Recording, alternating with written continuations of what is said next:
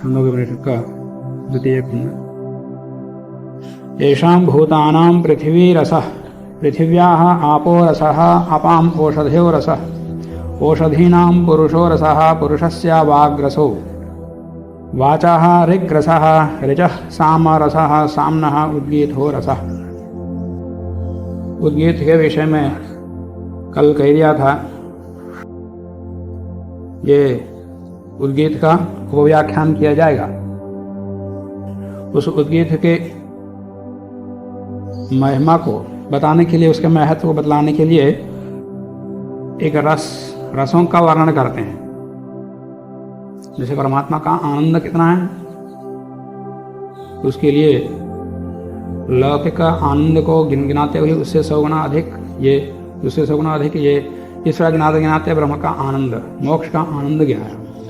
ऐसा ही उद्गीत एक रस है। ओंकार उपासना का एक प्रमुख अंग है, उसी से उपासना की जाती है, तो उससे ही आनंद का रस मिलता है। तो आनंद का रस है, रस का साधन उद्गीत है। तो अन्य रसों को गिनाते हुए अंत में इसको बताएंगे। येषां भूतानां पृथ्वी रसः, ये जो 4 भूत हैं, कौन कौन सा? पृथ्वी को छोड़ के आकाश, जल, वायु, अग्नि, इन चारों का रस पृथ्वी है। तो रस का अर्थ क्या होता है? क्या होता रस का अर्थ? निचोड़, सार। प्रायः रस का क्या होता है? पत्तों को कूट के, पत्ता या कोई औषधि जो कूट के उसका रस निकालते हैं, सार निकालते हैं। तिल का रस तेल, मूंगफली का रस तेल।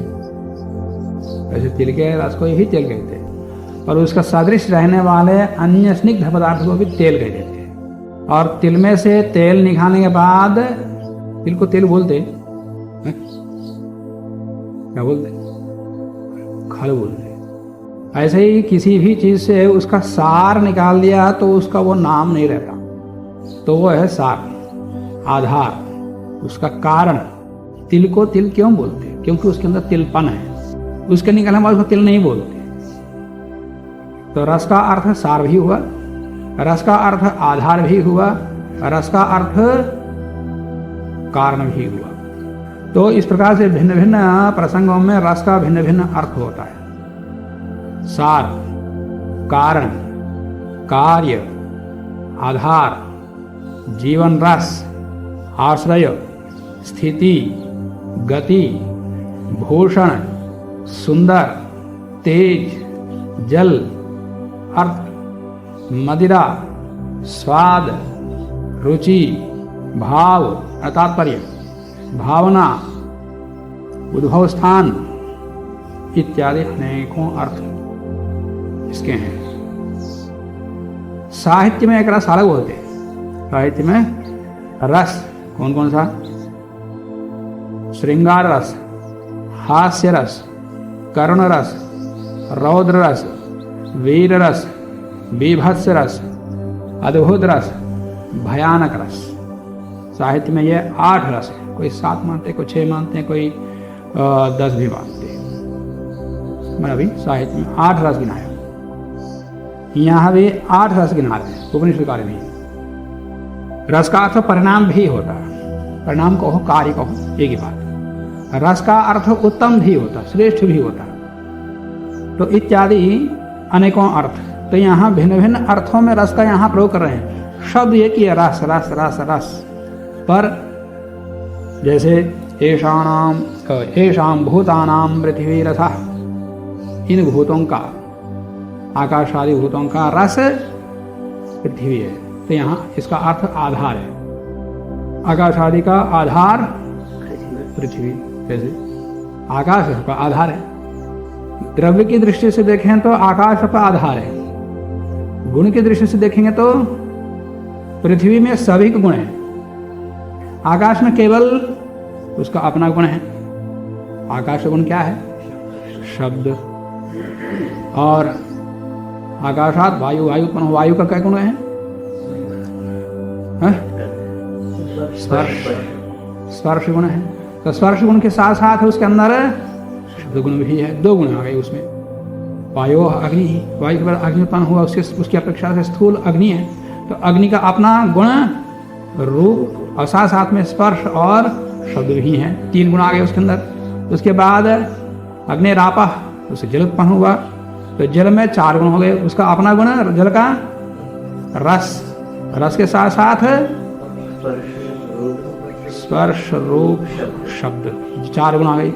और पृथ्वी अंत में बनी, तो पृथ्वी का अपना गुण गंध है, गंध के साथ सब शेष 4 गुण है, तो 5 गुण इसके अंदर आ गए। तो 5 गुणों हैं, गुण का तात्पर्य गुणों के साथ में गुणी भी रहते इसके अंदर, बिना गुणी का कोई गुण नहीं रहता। तो यहां तो पृथ्वी केवल गंध का गुणी है, शेष गुण पृथ्वी के अंदर दिखाई दे रहे हैं, इसका मतलब शेष गुणी भी इसके अंदर है, शेष द्रव्य भी पृथ्वी में मिले हुए हैं, मिले हुए को है संयुक्त को। तो यहां रस का अर्थ क्या हुआ? आधार। येषां भूतानां पृथ्वी, पृथ्वी उसका रस है, ये नहीं कि सारों भूतों को पीस के फिर उसका रस निकालने पर फिर भूत बना, ऐसा अर्थ नहीं, वो अर्थ यहां नहीं आएगा। जैसा औषधियों को कूटने पर रस निकलता।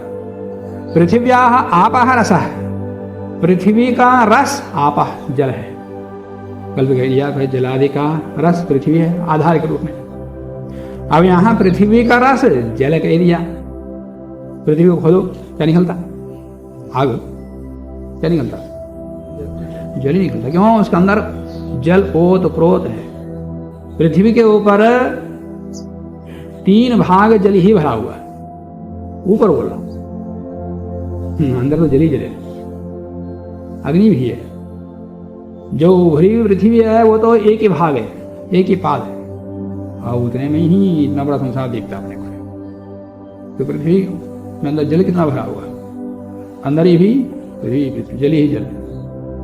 जब यहाँ चारों ओर बहुत बड़ा सरोवर बना दें, बांध लें, तो 4-5 फीट में पानी आने लग जाएगा।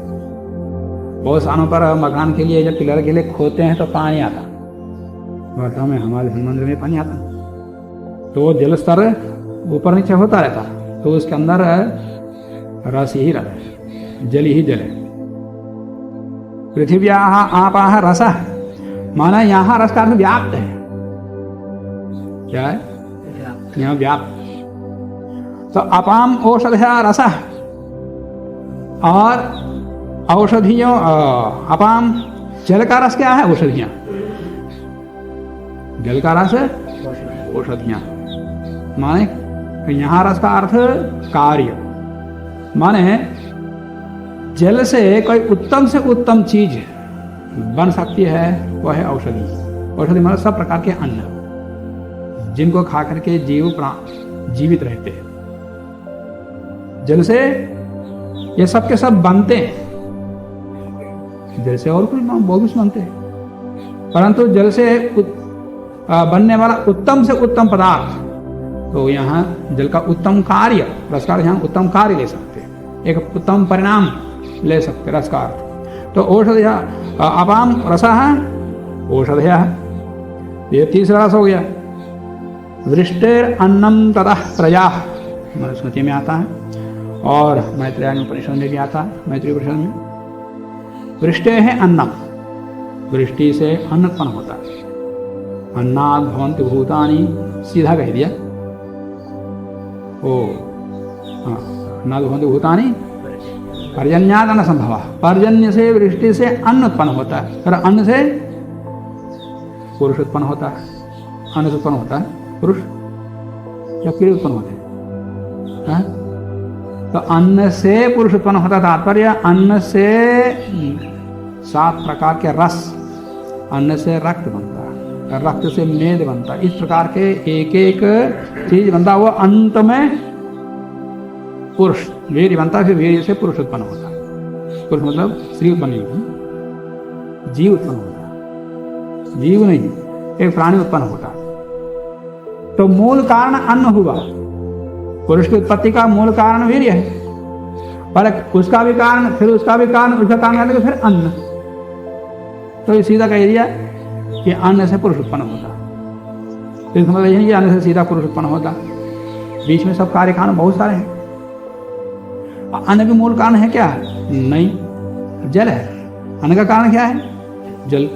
अन्नाद ओ वृष्टेर अन्नम या पर्जन्याद अन्न संभव, पर्जन्य से अन्न संभव होता है, उसकी उत्पत्ति होती है। तो क्या जल से सीधा अन्न की उत्पत्ति होती? पृथ्वी की आवश्यकता नहीं, सूर्य के प्रकाश की आवश्यकता नहीं, चंद्रमा के प्रकाश की आवश्यकता नहीं, वो भी कारण है, पर जिसको प्रधान रूप से कहना चाहते हैं वो कह देते हैं। ऐसे ही ब्रह्म से संसार उत्पन्न हुआ का तात्पर्य यह नहीं कि सीधे ब्रह्म से बस अकेला वो ब्रह्म ही कारण है, अन्य कोई कारण नहीं।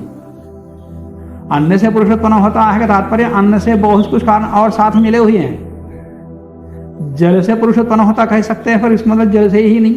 जल से अन्न उत्पन्न होता है तो इसका मतलब ये नहीं कि जल से ही अन्न उत्पन्न होता है। ये ब्रह्म से जगत उत्पन्न हुआ तात्पर्य केवल ब्रह्म से ही होता, अन्य का नहीं है। इसका मतलब ये नहीं ये कि इसका तात्पर्य यहाँ भी ऐसा ही नहीं निकालो कि जल से अन्न उत्पन्न होता और किसी की आवश्यकता नहीं, और अन्न से पुरुष उत्पन्न, फिर स्त्री पुरुष की आवश्यकता है क्या है? सीधा अन्न से सब निकल जाएंगे? ऐसा नहीं होता। कारण कार्य बहुत सारे, हर कारण को न बताते हुए एक मुख्य कारण को बता दिया। तो अपाम औषधया, औषधियों के अन्नों की उत्पत्ति में जल की पात्रता मुख्य है। क्यों मुख्य है? अरे पृथ्वी मुख्य है ना, पृथ्वी है, जल नहीं है तो जमीन खाली पड़ी ना। पृथ्वी है ना, पृथ्वी से निकालो ना अन्न। नहीं, पृथ्वी भी है, सूर्य का प्रकाश भी है, चंद्रमा का प्रकाश भी है, और रात का जो रस टपकता है वो भी है।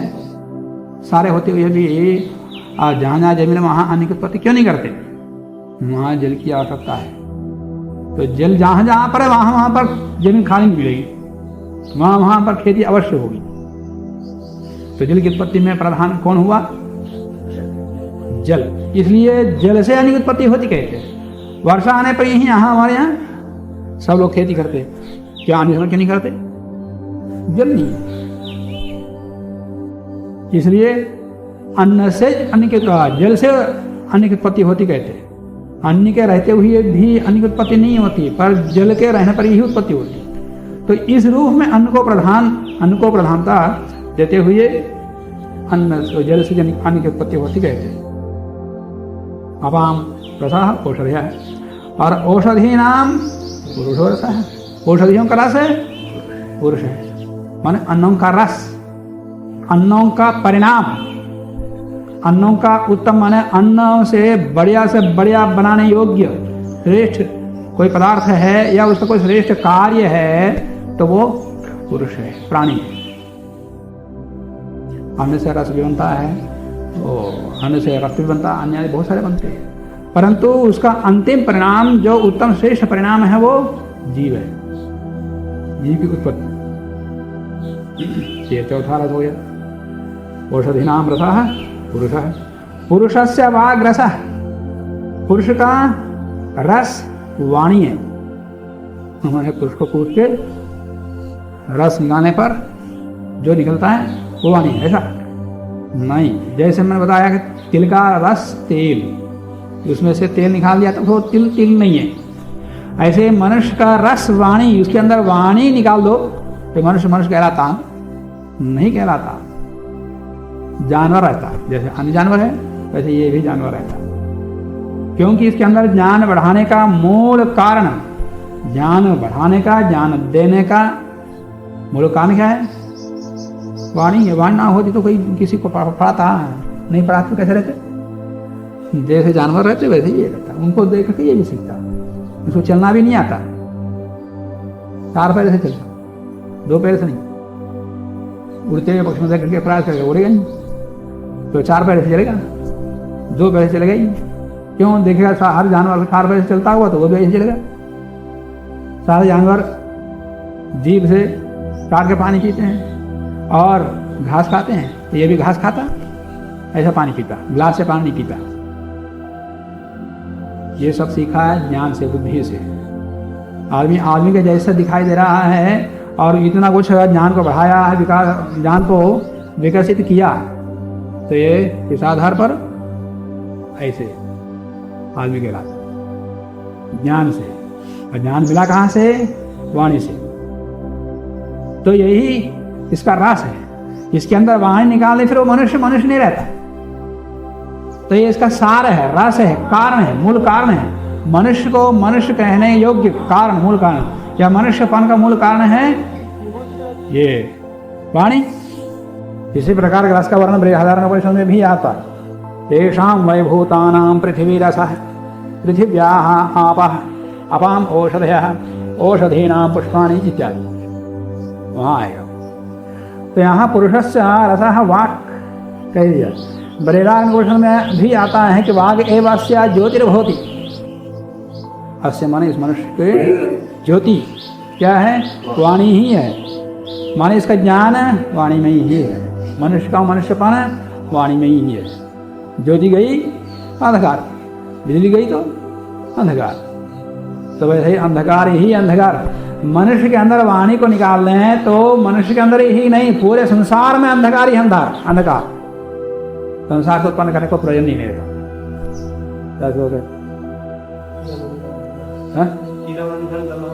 इदम अंधम तमसः कृष्णम जायेत भुवनत्रयम्।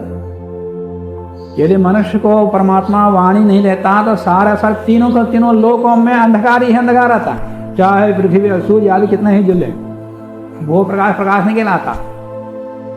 सृष्टि का निर्माण ही व्यर्थ होता यदि मनुष्य को वाणी नहीं देते।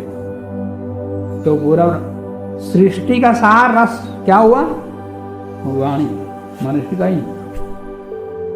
तो इसकी ज्योति तो असली ज्योति तो वाणी ही है, ये नहीं। असली ज्योति तो वाणी है, धन नहीं। तो आजकल तो मनुष्य का रस सार तो धन ही हुआ। पुरुषस्य वाग रसः। और वाणी का रस क्या है? वाचः ऋक् रसः। वाचः रसः ऋक्। वाणी शुभ भी होती है, अशुभ भी होती है। शुभ भी होती है, अशुभ भी होती है। तो इसका जो शिवात्मक, शुभात्मक, भद्रात्मक जो रस है, वाणी है, बस वही ऋक् है। उत्तम से उत्तम वाणी को ऋक् कहते हैं। सर्वोत्तम शिवात्मक, भद्रात्मक जो वाणी है उसको ऋक् कहते हैं। अब वो कौन सी वाणी है? वेद वाणी है। और कोई इससे बढ़कर के कोई शुभ वाणी नहीं है। इसलिए उस वाणी का रस क्या कह दिया? सार। यहां रस का अर्थ आधार। उस वाणी का मूलभूत आधार क्या है? रस और ऋक्। या वाणी का भूषण, जिससे वाणी भूषित हो सकती है, बढ़िया से बढ़िया भूषण हो सकता है, वो भूषण क्या है? ऋक्, तेज, वही है। और ऋचः रसः साम। उस शुभ से शुभ या भूषण से भी भूषण, उस ऋगात्मक और शुभात्मक वाणी का भी रस साम है। क्योंकि वेद मंत्रों से परमात्मा की स्तुति की जाती है भक्ति पूर्वक। वेद पाठ जो करते हैं वो नहीं, भक्ति पूर्वक। जब भक्ति पूर्वक किसी की स्तुति की जाती है उसमें गान आ जाता, गान से करता, उसमें लीन होकर करता, भक्तिमय होकर करता, तो फिर वहां पर गान आ जाता है। तो गान को ही साम कहते हैं। गीतिषु सामाख्या, गीति को ही, गान को ही साम कहते हैं। तो जब उस ऋक् के अंदर भक्ति को मिला दिया, उपासना को मिला दिया, गान को मिला दिया, उसी को साम कहते हैं। उसी शिवात्मक भद्रात्मक वाणी के अंदर जब वो उपासना को मिला दिया, उसी को साम कहते हैं। तो उसका रस हो गया, उसका सार हो गया, भूषण का भी भूषण हो गया साम, आधार का भी आधार साम हो गया। और सामना है उद्गीता रस है, और उस उपासना का भी उपासना, रस का भी रस, सर्वोत्तम रस। उससे बढ़कर और कोई रस नहीं बोलेंगे, 8वां रस है ये। तो सामना है रस है, उद्गीता ये 8वां रस। फिर उसके बाद उद्गीत का कोई रस नहीं है, अंतिम रस। इसलिए रसो वै सः, परमात्मा का रस ही कह दिया। रस का मतलब वहां सर्वोत्तम रस। रसम ही एवा अयम लब्ध्वा आनंदी भवति, उस रस परमात्मा को प्राप्त करके ही ये आनंदी होता है, ये रस वाला होता है। सरस्वती जानते हो? जानते हो सरस्वती को? क्या क्या होता है सरस्वती? कौन होता है सरस्वती? या कौन होती है सरस्वती? एक देवी है जो यहाँ अंतिम रस कहा ना, वाणी का भी रस वो शाम है, शाम का भी रस उद्गीत। उस उद्गीत अंतिम रस, उस उद्गीत रूपी अंतिम रस से जो युक्त हो गया वो सरस्वती वाणी है। सरस्वती को सरस्वती के रूप में उच्चारण करते हैं, उसका अर्थ नहीं निकलता। सरस्वती को सरस्वती कहोगे तो अर्थ निकलता है। सरस्वती बोलना चाहिए, पर अभ्यास हो गया सरस्वती। रस का रा इधर बोलते हैं, सा उधर बोलते हैं, तो फिर अर्थ नहीं निकलता। भले ही देवी देवता कोई दिमाग में आएगा अर्थ के रूप में। सा रसवती, रसवती, रसयुक्त वाणी को ही सरस्वती कहते हैं, और कोई सरस्वती नहीं। वो बिना पकड़ के ब्रह्म के बगल में बैठती है, वो नहीं, ब्रह्मा के बगल में बैठती है। इस रसयुक्त वाणी को ही सरस्वती कहते हैं, सरस्वती कहते हैं, समझ गए? तो ऐसे सरस्वती वाणी जिसके पास है वो आनंदी हो जाता है। रस को प्राप्त करके वो आनंदी होता है उसी को। और जिससे वो सरस्वती बनी, जिसकी वाणी उपासना से, वो उद्गीत कहलाया। उद्गीत का क्या बताया कल?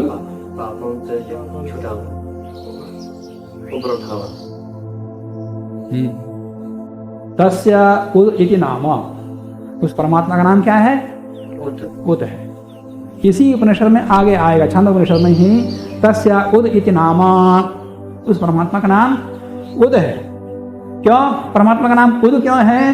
सः एषः सर्वेभ्यः पापमभ्यः उदितः, वो सभी पापों से ऊपर उठा हुआ। उसको पाप पुण्य नहीं लगते, वो पाप पुण्य से ऊपर उठा हुआ, पाप का कर्म करता ही नहीं उस प्रकार से जिससे कर्मों के फलों में लिप्त हो जाए, तो पाप फल से ऊपर उठवा। जिस समय परमात्मा को जान करके जीवात्मा भी जब उठ जाता है वहां तक, तो वो भी उद बन जाता है। उदेति यहा वही सर्वेभ्यः पापमभ्यः या एवं वेद, परमात्मा को उस प्रकार से जो जान लेता है, मन उद के रूप में जान लेता है, शुद्ध पवित्र पाप पुण्य से रहित के रूप में जान लेता है, वो भी उदित हो जाता है। उदेति माने वो भी उद कहलाता है। अब पाप पुण्य नहीं लगते उसको, वो बंधन से मुक्त हो गया। तो उद्गीत को करता करता हुआ उद माने परमात्मा हो गया। गीत माने गान करना, परमात्मा गान करते करते करते करते जब उसी में लीन हो जाता है, जैसे व्यापारी धन धन धन धन कहकर धन में ही लीन रहता दिन रात, भोग में रस देने वाला भोग भोग भोग भोग में ही लीन हो जाता है। उसी प्रकार से परमात्मा को उपासक परमात्मा का ध्यान करता करता करता करता उसी में डूब जाता है, उसी में लीन जैसा हो जाता है। तो ऐसी स्थिति को बोलते हैं उद्गीत।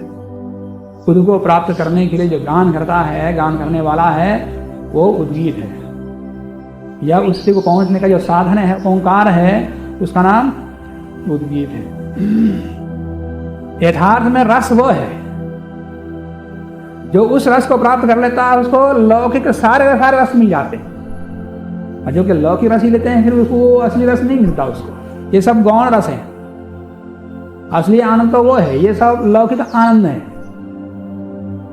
ऋग्वेद एक मंत्र आता है, पावम आनिर्यो अध्येत्री ऋषिभिः संभृतम रसम, वहां भी रसी ही है। जो इस वेद का स्वाध्याय करता हुआ, वेदवाणी का अध्ययन करता हुआ जब उस रस को प्राप्त कर लेता है, धारण कर लेता है, सरस्वती ऐसी वेदवाणी दोहरे उसको सारे लौकिक रसों का भी दोहन कर लेती है। वो सरस्वती, सरस्वती वाणी दोहरे क्षीरम सर्पिः मधुदकम, घी दूध शहद आदि आदि जो लौकिक रस हैं, उन सारे रसों का दोहन करके दे देती है तो समझ जाता।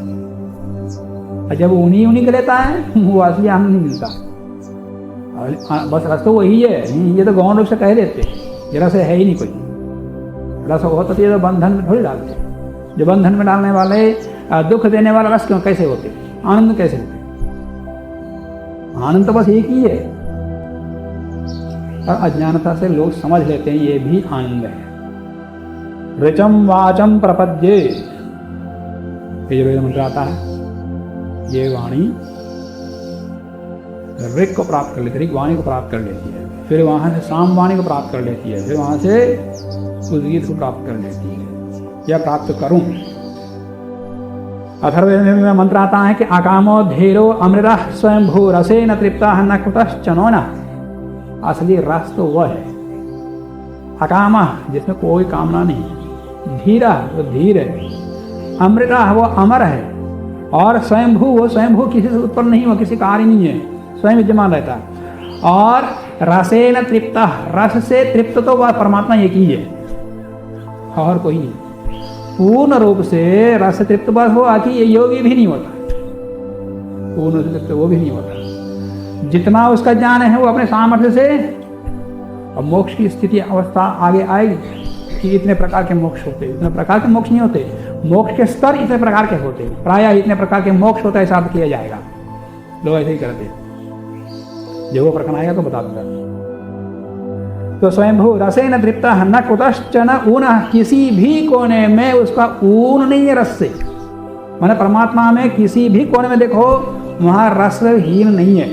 उतना कुतश्चन ऊना, ऊना माने क्या होता है? कम, एकोन विंशति, एक कम 20, 20 में एक कम।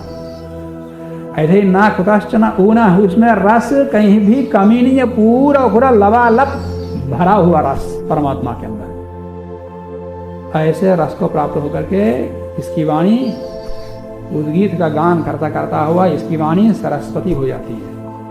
तो सरस्वती मतलब ये सरस्वती की उपासना, उस मूर्ति की उपासना सरस्वती की उपासना नहीं है। वो वाणी सरस्वती नहीं होती, वो वाणी वैसे वैसे रहती। तो ये रस का वर्णन हो गया। अलग